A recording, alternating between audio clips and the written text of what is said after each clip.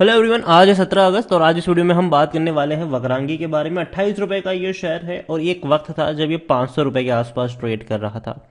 लेकिन इसके ऊपर कई ज़्यादा एलिगेशंस लगे कॉरपोरेट गवर्नेंस के और हालत ऐसी खराब हुई कि टूटकर बिखरने लगा ये शेयर। और आज हालत इसकी उतनी भी अच्छी नहीं है। बीच में तेजी जरूर देखने को मिली थी लेकिन वापस से ये टूटकर बिखर गया।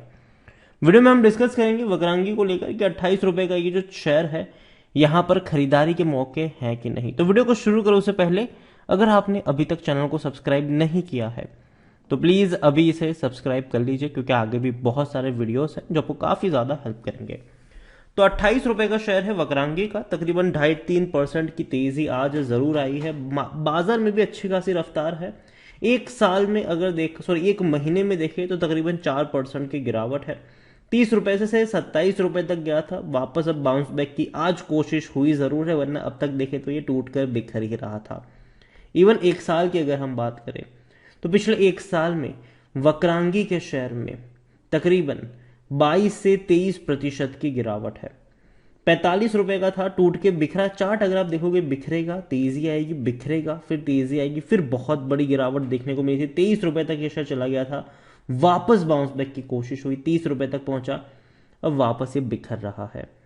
इवन अगर आप लॉन्ग टर्म का भी इसका ग्राफ देखोगे वक्रांगी का, तो वक्रांगी का जो 10 साल का ग्राफ है उसमें 41-42% का ग्रोथ है। एक वक्त था जब ये शेयर भाई साहब 500 रुपए से भी ऊपर ट्रेड कर रहा था और एक झटके में ये बिखरा था, एक झटके में। और जो इसका 10 साल का सबसे बड़ा लो है वो 18 रुपए का के आसपास है, और वो भी कोविड के वक्त आया था। ठीक है, कोविड के वक्त। लेकिन दोबारा बाउंस बैक भी हुआ था, 60 रुपए 65 रुपए तक भी ये पहुंचा था, लेकिन दोबारा अगर देखे तो उसके बाद ये टूट ही रहा है और अभी भी वहां से रिकवर नहीं कर पाया है। स्मॉल कैप शेयर है, 3,000 करोड़ के आसपास का इसका मार्केट कैप है। वॉल्यूम देखे तो 55 लाख के आसपास देखने को मिल रहा है। इतना ही नहीं, कंपनी के जो रेवेन्यू आए थे वो उतने अच्छे तो थे ही, लेकिन कंपनी का जो प्रॉफिट है वो बहुत खराब था जून क्वार्टर में, और यही वजह है कि अभी भी ये टूट रहा है। मुश्किल से 4.5 करोड़ का ही इन्होंने मुनाफा कमाया है, जो कि बहुत खराब इसीलिए भी है क्योंकि पिछले क्वार्टर में इनका जो प्रॉफिट था ये 30 करोड़ का था। मतलब 85% तक की गिरावट इनके प्रॉफिट्स में हुई है। हालांकि रेवेन्यू 226 करोड़ का है, जो कि अच्छा है, लेकिन देखा जाए तो प्रॉफिट अच्छे नहीं है। पिछले क्वार्टर में 208 करोड़ का रेवेन्यू था और पिछले साल 155 करोड़ के आसपास का रेवेन्यू था। तो उसके कंपैरिजन में डेफिनेटली रेवेन्यू में लगातार तेजी आई जरूर है, लेकिन दिक्कत आई है प्रॉफिट में, क्योंकि भैया इनके जो मार्जिन है वहां पर प्रॉब्लम बनी है। मार्जिन इनके टूट रहे हैं और ये वाकई में बहुत बड़ा कंसर्न है। जो मार्जिन पहले 21 का था वो घट के 19 पर आया, अभी 4 से भी कम का हो चुका है इनका मार्जिन, जो कि डेफिनेटली अच्छी बात यहां पर नहीं है। प्रमोटर के पास 42.60% की होल्डिंग है, 8.25% एफआईएस के पास है, 0.05 म्यूचुअल फंड के पास देखने को मिल रही है, इंश्योरेंस के पास 6.32% की होल्डिंग देखने को मिल रही है, एलआईसी के पास भी 6.22% की होल्डिंग देखने को मिली है। और डिविडेंड की बात करें तो कंपनी ने इस बार डिविडेंड भी अनाउंस किया है, उसके बारे में भी डिस्कस करेंगे। यहां पर अगर आप देखो तो 100% लोग according to Moneycontrol user कह रहे हैं कि खरीदारी करो वक्रांगी में। वक्रांगी को लेकर अगर आप देखोगे तो वक्रांगी के रेवेन्यू अब तक टूट रहे थे, लेकिन 2022 में रेवेन्यू में बहुत अच्छी रफ्तार पकड़ी है। अब 23 में और अच्छी रफ्तार आएगी, क्योंकि 226 करोड़ का रेवेन्यू हुआ है, जो कि एवरेज भी निकाले तो 900 करोड़ बनता है। तो रेवेन्यू में बहुत अच्छी रफ्तार है, जो कि बहुत अच्छे संकेत माने जा रहे हैं। लेकिन प्रॉब्लम आ गई है प्रॉफिट्स में। प्रॉफिट्स में इसलिए क्योंकि भैया अब तक 109 करोड़ का प्रॉफिट था, 62 करोड़ का प्रॉफिट था, अब सिर्फ 4.5 करोड़ का ही मुनाफा इनको पहले क्वार्टर में हुआ है। मतलब एवरेज इनकी निकाले तो मुश्किल से 18 करोड़ बनती है, जो अब तक की सबसे खराब एवरेज होगी। इवन 2019 में भी इतने खराब तो नहीं हालात थे इनके।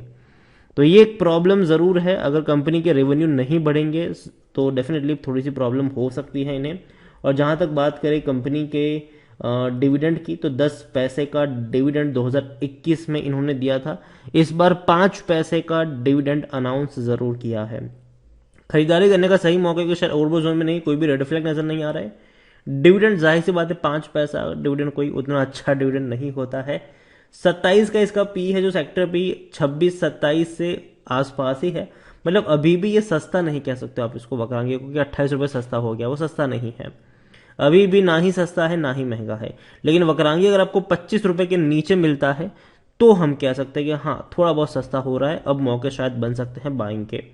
होल्डिंग की अगर हम बात करें, शेयर होल्डिंग की बात करें, तो 42.60% प्रमोटर के पास है, और उसके बाद अगर देखें तो रिटेल और अदर्स पार्टीज की मिलाकर 42.78% की होल्डिंग है। उसमें से भी जो रिटेल इन्वेस्टर्स है उनके पास 18.19% की होल्डिंग है। 18% के आसपास की होल्डिंग रिटेल इन्वेस्टर्स के पास देखने को मिल रही है। तो देखो वक्रांगी ने अगर हम लॉन्ग टर्म का ग्राफ देखेंगे तो उतना अट्रैक्टिव तो नहीं रहा, लगातार टूटता रहा है ये शेयर। और मैंने पहले भी कहा था कि देखो कंपनी भले ही डेट फ्री हो, कंपनी के ऊपर कर्जा नहीं है, ठीक है, डेट फ्री कंपनी है ये, लेकिन देखो एक चीज समझनी होगी कि जब भी बड़ी रफ्तार के बाद ये टूटा है, और कंपनी का बिजनेस क्या है आप पहले वो समझिए। कंपनी का बिजनेस ये है कि कंपनी की जो रीच है, वक्रांगी केंद्र इनके होते हैं, और ज़्यादातर इनके वक्रांगी केंद्र आपको छोटे गांवों में या फिर छोटे शहरों में देखने को मिल जाएंगे, जहां पर अभी भी लोग उतना ज़्यादा अवेयर नहीं है टेक्नोलॉजी को लेकर, ठीक है। तो चाहे कई सारी चीज़ें हैं, चाहे एटीएम सेटअप करने का भी काम करते हैं ये लोग, इसके अलावा सरकार के कई सारे बेनिफिट्स वगैरह होते हैं, उसकी भी जानकारी और सब कुछ आपको वक्रांगी केंद्र पे मिल जाता है। कई सारी चीज़ें हैं जो वक्रांगी केंद्र आपको उपलब्ध करवाती है।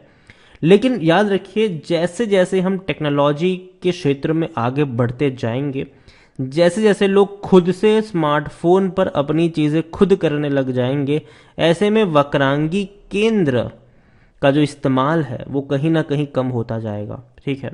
लेकिन हाँ कंपनी डेफिनेटली, कंपनी भी इस चीज़ को जानती है, तो वो भी वही आने वाले दौर में अपने आप को अपग्रेड करती रहेगी। लेकिन अभी के लिए मैं वक्रांगी को लेकर देखूँ तो देखो शॉर्ट टर्म का मुझे इसका फ्यूचर लगता है, लॉन्ग टर्म के लिए मैं उतना ज़्यादा इसके ऊपर बुलिश नहीं हूँ, क्योंकि मुझे लगता है कि टेक्नोलॉजी का जो विकास है वो काफ़ी अच्छा होगा आने वाले दौर में, और लोग खुद से ही अपनी चीज़ों को करना पसंद करेंगे। तो कोई वक्रांगी केंद्र पे नहीं जाएगा, मतलब बहुत कम लोग होंगे, जाएगा तो सही, क्योंकि डेफिनेटली टेक्नोलॉजी जैसे जैसे बढ़ती जाएगी लोगों को अपडेट भी रहना पड़ेगा, ठीक है। तो जाएंगे लोग वहां पर, लेकिन जो भीड़ है वो शायद थोड़ी कम होती नजर आएगी उस वक्त। तो वक्रांगी केंद्र में कहूंगा कि कंपनी का जो फ्यूचर है मैं उतना लॉन्ग टर्म के लिए बुलिश नहीं हूं अभी के लिए, ठीक है। तो शॉर्ट टर्म में ही मौके बनेंगे यहाँ पर। अगर 24-25 के आसपास है, खरीदारी के मौके हैं, 30 के आसपास जाएगा तो भैया बेचो और भाग जाओ यहाँ से। इसी तरीके से सिचुएशन और हालत आपको शॉर्ट टर्म में वक्रांगी में देखने को मिल सकते हैं। और हाँ जो रिजल्ट्स आए हैं वो बहुत ही खराब है, भले ही रेवेन्यू में बहुत अच्छा जंप है लेकिन प्रॉफिट में बहुत नीचे है ये शेयर, मतलब मार्जिन पर प्रेशर बना है, और कंपनी को अगले क्वार्टर्स में उसको ओवरकम करना पड़ेगा। तो डेफिनेटली जब तक नेक्स्ट क्वार्टर के रिजल्ट्स का भी इंतजार रहेगा तब तक वक्रांगी को लेकर एक ही चीज़ होगा, जल्दबाजी मत करना, बहुत बड़ा इन्वेस्टमेंट मत करना, हल्का फुल्का निवेश तब कर सकते हो जब यह सस्ता मिल रहा हो।